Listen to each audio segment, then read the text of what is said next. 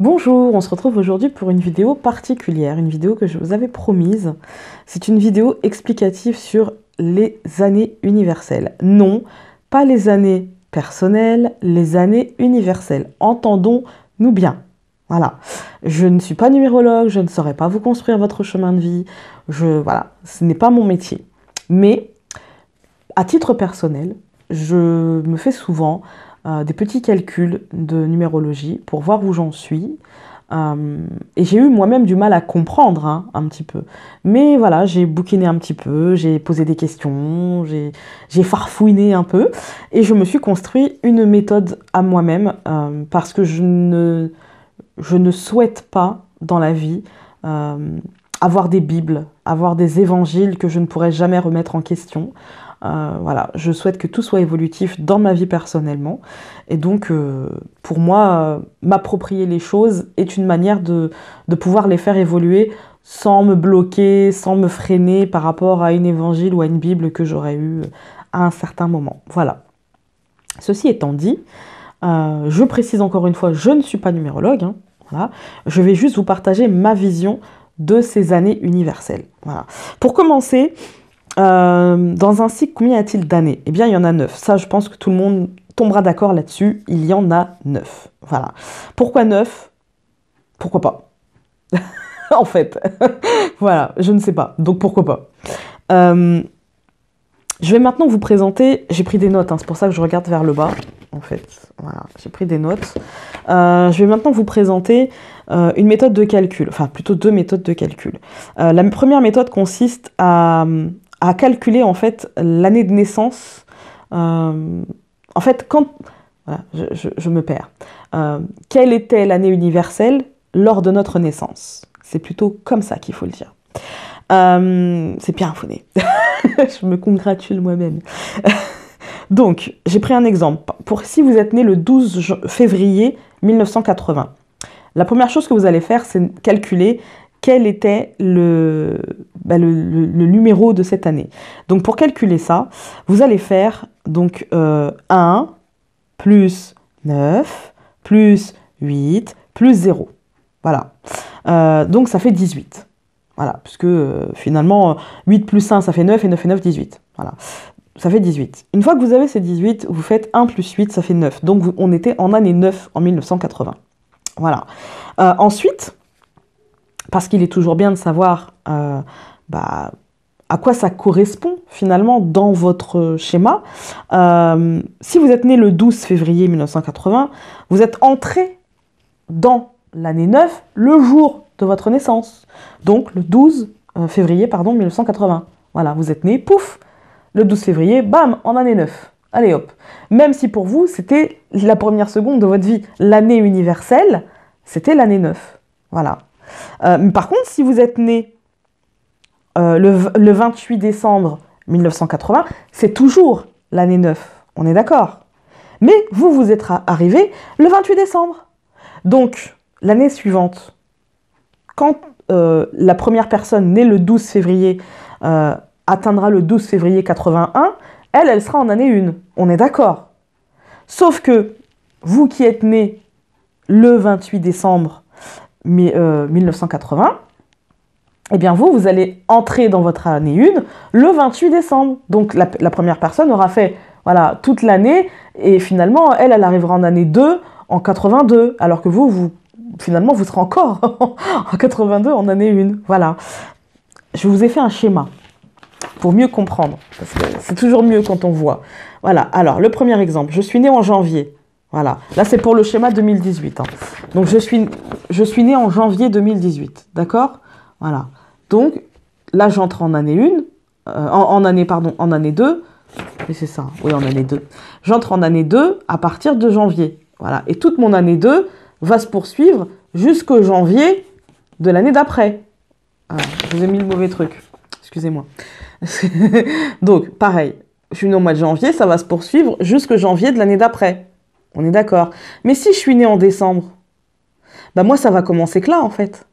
Et toute cette période-là, voilà, de décembre, finalement, de l'année 2016 jusqu'à décembre 2017, moi, je suis encore en année 1. Je vis mon année 1. Voilà. Et j'entrerai toujours en 2018, mais en décembre 2018. Voilà. J'espère que c'est plus clair. J'espère. Je peux pas faire mieux. je sais pas faire mieux. Je suis désolée. Donc, comment on calcule une année universelle? Eh bien, comme on a calculé notre année de naissance universelle, je vous ai expliqué, voilà, en 2018, on fera 2 plus 0 plus 1 plus 8, ce qui donne 2, en fait. Puisque quand on a deux chiffres, là, en l'occurrence, on va avoir deux chiffres, puisque 2 plus 0 plus 1 plus 8, ça donne 11. Mais le 11, 1 et 1 plus, c'est égal 2. Donc, ça fait année 2. Voilà. Donc, j'espère que c'est compris. Que si je suis née en début d'année, eh bien, forcément, je vais vivre toute mon année 2018 en année 2. Mais si je suis née en fin d'année, eh ben, moi, j'entre en année 2 en fin d'année. Voilà. Puisque par rapport à ma naissance. Même si, là, c'est ma croyance à moi, même si je pense qu'il y a des aspects de nos vies, encore une fois, il faut voir le chemin, il y a plein de choses qui rentrent en compte.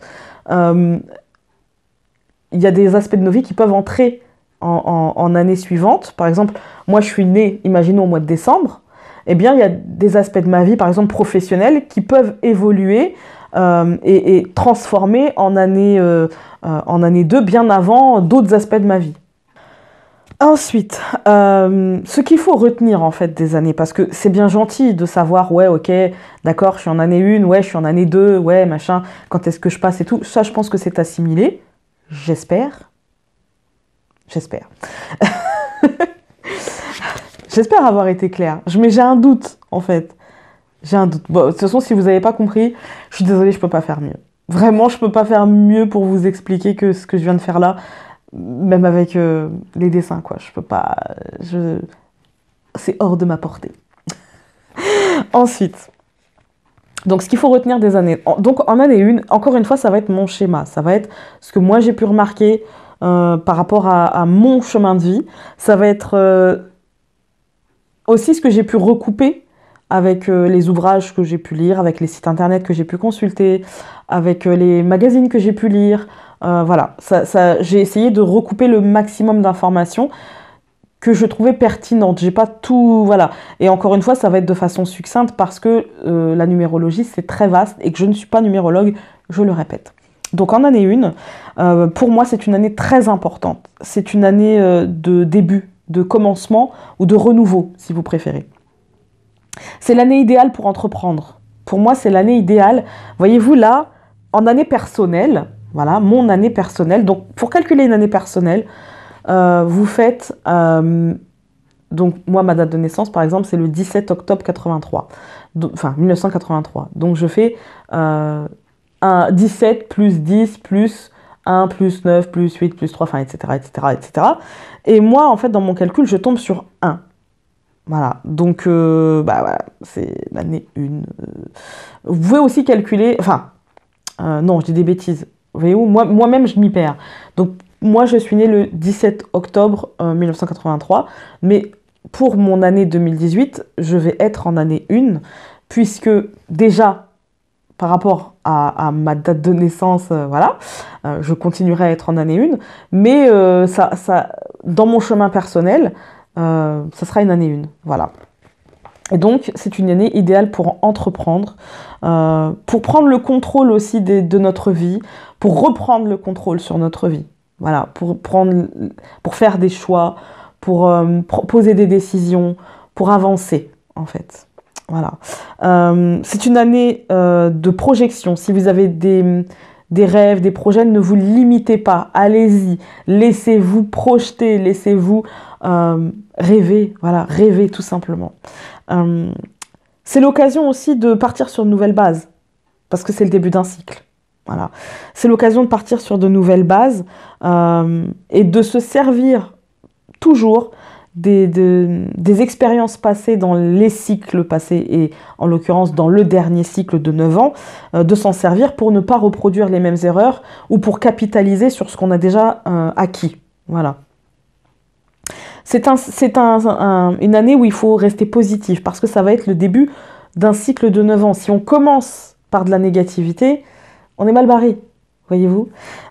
C'est une année où il va falloir oser, où il va falloir persévérer aussi. C'est pas une année de tout repos, hein. C'est pas chouette, c'est l'année 1, cool. Non, non. C'est une année où, s'il y a une année où il va falloir projeter, où il va falloir aussi profiter de ce qu'on a récolté, capitaliser sur ce qu'on a récolté, c'est cette année-là qu'il va falloir le faire. Voilà. C'est une réelle année de changement. Ensuite, l'année 2. L'année 2, c'est une année de choix. Alors, pour tous ceux qui vont passer en année universelle, j'entends année universelle, mais ça vaut aussi pour année personnelle, hein. Mais c'est de façon succincte, donc il peut vous arriver encore beaucoup d'autres choses. Donc en année 2, c'est une année de choix. Il n'y a pas de mauvais choix ou de mauvaises décisions. C'est juste qu'il va falloir les poser. Et puis, si c'est pas aligné avec nous, avec qui l'on est, qui l'on veut être, de toute façon, on s'en rendra compte. Voilà. Mais c'est vraiment une année où il faut poser des choix. Il ne faut pas hésiter aussi. Faut pas voir les choses de façon binaire. Il va falloir voir les choses sous plein d'angles différents et ne pas hésiter à être créatif. Voilà. Attention à ne pas subir les choix, parce que si on ne décide pas, si on ne pose pas de décision en cette année 2, eh bien les autres peuvent le faire pour nous et du coup on peut subir ces décisions et ne pas être acteur de ces décisions et ça serait dommage. C'est quand même notre vie. C'est aussi une année de partage avec l'autre. Pour moi, c'est une année de partage, mais surtout de collaboration avec l'autre. Voilà, prendre conscience de l'autre et essayer d'en faire un allié plutôt qu'une souffrance ou un poids. Voilà. C'est aussi une année de sociabilité, à mon sens. Ensuite, l'année 3, c'est une année de contact. Encore une fois, une année de contact avec les autres, mais plutôt dans la rencontre, dans l'événement, dans les sorties, dans les choses récréatives. C'est une année de plaisir, c'est une année de création, de créativité, l'année 3. Mais aussi de procréation, si on décide de procréer, ça peut être le bon moment. En année 3, par exemple, parce qu'on peut faire aussi de la numérologie de couple, à partir de l'année où on s'est rencontrés.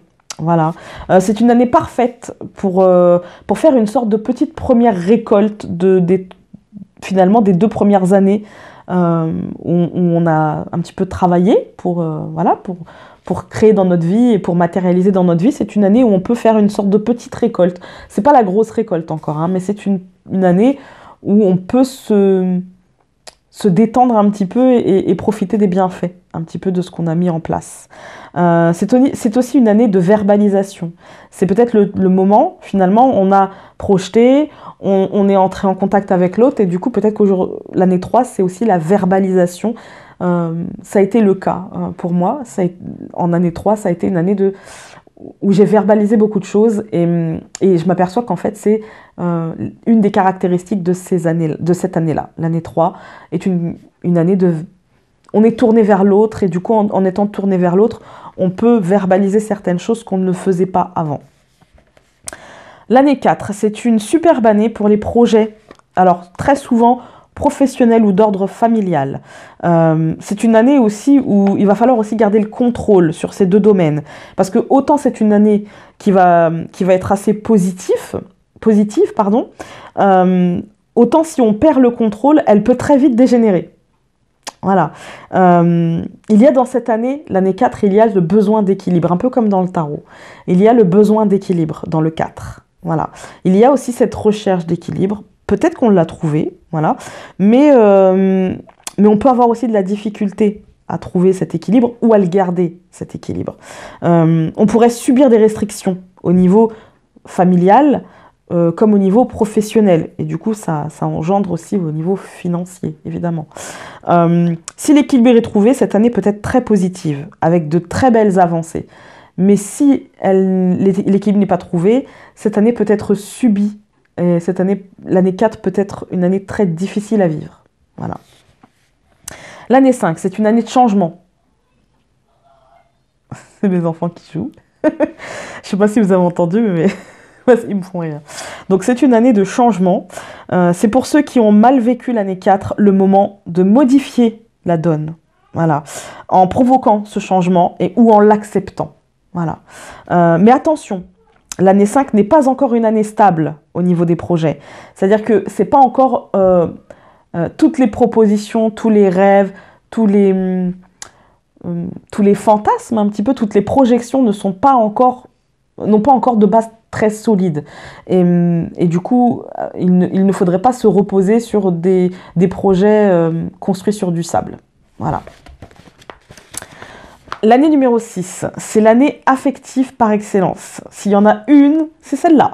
Ça peut être une année où on va se marier, mais ça peut être aussi une année où on divorce, parce qu'il y a toujours, de toute façon, dans les années universelles, il y a toujours un pendant positif et un pendant négatif. On est d'accord. Mais peu importe, en fait, parce que c'est une année qui sera, quoi qu'il arrive, sous le signe de l'affection. Si on tient à son couple, c'est une année où il va falloir essayer d'être plus proche encore l'un de l'autre. Voilà. Peut-être qu'on peut faire un changement au sein du couple et décider de se laisser plus de temps, de se donner plus de temps, en fait. C'est aussi une excellente année pour les transformations matérielles ou financières, voire immobilières. Voilà. Si on a le projet d'achat de maison ou de vente de maison, l'année numéro 6 est une très bonne année pour ça. Voilà. D'achat ou de location d'ailleurs, hein, ça marche pour les deux. L'année numéro 7, c'est l'année du recentrage, c'est l'année de l'ermite, voyez-vous. C'est l'année du besoin de solitude et de calme. Il peut être subi. Voilà. Le calme et la solitude peuvent être subis, mais en fait parce qu'on décide qu'on va le subir. Parce que si on décide d'en faire nos alliés, finalement, on s'apercevra que c'est très salutaire. Voilà. Encore une fois, tout dépend de notre état d'esprit, de comment on décide de vivre les choses. Voilà. C'est une année d'introspection, une année propice à la découverte de la méditation, des arts un petit peu de détente. Voilà, j'ai envie de dire ça comme ça. On cherche notre vérité spirituelle aussi, qu'elle passe par la découverte ou la redécouverte en fait de notre foi ou par la perte de celle-ci, parce qu'il y a toujours les deux pendant, encore une fois. C'est une bonne année pour écrire ou apprendre. Si vous êtes à l'école, c'est une très bonne année pour passer des examens, parce que vous allez être dans l'optique de travailler, d'être au calme. Voilà, vous n'allez pas être dans l'optique de faire la teuf et de... Voilà. Hein. Les voyages aussi sont favorisés, mais plutôt les voyages d'ordre du rêve. Voyez-vous, si vous avez un rêve, souvent dans l'année 7, si vous avez un rêve de voyage, c'est là que vous allez le mettre en œuvre. Voilà. Ensuite, l'année 8, c'est l'année de la matérialisation. Contrairement à ce qu'on pense, c'est pas forcément l'année 9. Ça peut se chevaucher avec l'année 9, mais dans mon cas, ce que j'ai remarqué, c'est que c'était beaucoup plus souvent en année 8, c'est l'année de la matérialisation. Des propositions de toutes sortes, des négociations aussi, des contrats, des signatures, des partenariats. Voilà. C'est une année de réussite, de succès. Si bien sûr elle est vécue positivement, encore une fois. Si vous décidez de subir ces changements, de subir une matérialisation, ou si vous avez subi les 7 dernières années, par du chômage, par des problèmes, peu importe, hein, et bien forcément l'année 8 va être dans la matérialisation de cette vibration. Encore une fois, ça dépend comment vous vivez les choses, comment vous avez décidé de prendre les décisions ou pas, de poser des choix ou pas, de construire ou pas, de projeter ou pas, de protéger ou pas, ça dépend. Tout dépendra de comment vous avez décidé tout seul, vous-même, de vivre les 7 dernières années avant cette 8e année. Alors, si elle est vécue positivement, voilà, ça sera succès, réussite, voilà. Sinon, elle sera synonyme, évidemment, de chômage, de démarche continuelle dont on a l'impression de ne jamais se sortir. C'est très difficile, de procès, d'actions de justice, de litige ou de faillite. Ensuite, année 9, c'est l'année du dénouement, en fait. Vous savez, on a tous été au collège, hein, on a tous appris le schéma narratif. Vous voyez, l'intrigue, le dénouement, voilà, l'élément perturbateur, etc. Et dans ces leçons-là, on nous a appris parfois que le dénouement n'était pas toujours positif, ou n'était pas toujours... Voilà, on a tous lu des histoires où la fin était un petit peu triste, ou... Voilà. Eh bien, l'année numéro 9, c'est l'année du dénouement positif ou non. Voilà. Ça dépend, encore une fois, de ce que l'on a semé finalement et de ce qu'on va pouvoir, en fait, emmener dans notre prochain cycle. C'est l'année en fait où on fait le ménage. Voilà, on fait le ménage. Voilà. Je suis désolée, je sais, il y en a certaines et certains qui détestent entendre ce mot parce que trop utilisé, c'est vrai, je suis d'accord, on l'a trop utilisé, voilà. Mais c'est l'année en fait où on va faire du ménage. La manière dont on aura traversé ce cycle de 8 années, voilà, donc avant cette 9e année, c'est le moment d'analyser un petit peu tout ça. C'est le moment de comprendre pourquoi, comment, qu'est-ce qu'on a bien fait, qu'est-ce qu'on n'aurait pas dû faire comme ça, qu'est-ce qui nous a servi, qu'est-ce qui nous a desservi, qu'est-ce qu'on veut réitérer et qu'est-ce qu'on ne veut surtout pas réitérer. Voilà. C'est le moment en fait où l'on doit comprendre ce qu'on a à récolter, à prendre en fait, comme je vous dis, à emmener, et surtout ce qu'on doit abandonner. Voilà. Ce qu'on doit laisser sur place. Voilà. C'est une année, comme je vous ai dit, de nettoyage, mais attention, de nettoyage par le vide. C'est-à-dire que ce qui nous sert, on le prend, mais ce qui ne nous sert pas, ça s'en va. Voilà, que ce soit des situations, des gens, des lieux, peu importe. Voilà. Si les 8 dernières années ont été bien vécues, cette année 9 en sera la conclusion, en fait, finalement, dans la réussite, dans le succès, dans la joie, dans tout ce que vous voulez. Hein. Mais si les 8 dernières années ont été mal vécues, cette 9e année doit servir à repartir l'esprit plus léger, le cœur plus léger. On ne doit pas embarquer avec nous dans le prochain cycle toutes les choses qui ont fait de notre vie une lourdeur. Parce que sinon, ça peut durer comme ça ad vitam aeternam. Voilà. Voilà. J'espère qu'en tout cas vous avez un éclairage un peu plus complet sur, sur ces fameuses années universelles. Voilà. Ça fait quand même 22 minutes. Je pensais pas faire une vidéo aussi longue. En tout cas, je vous ai donné donc encore une fois, ce n'est que ma vision de cette numérologie. Ce n'est en aucun cas une Bible, ce n'est en aucun cas la vérité vraie, ce n'est juste que ma vérité. Voilà. Vous en prenez, vous en jetez, vous faites comme moi, vous faites du tri, vous faites comme moi, vous faites des recherches et puis vous prenez ce qui vous tente et ce qui vibre avec vous et ce qui ne vibre pas, surtout, vous ne vous forcez pas. Parce que dans la vie, c'est déjà suffisamment compliqué au quotidien pour s'enquiquiner avec le schéma des autres s'il ne nous convient pas. Voilà. Sur ce, écoutez, je vais vous embrasser et je vais vous dire à très vite dans une prochaine vidéo. Salut!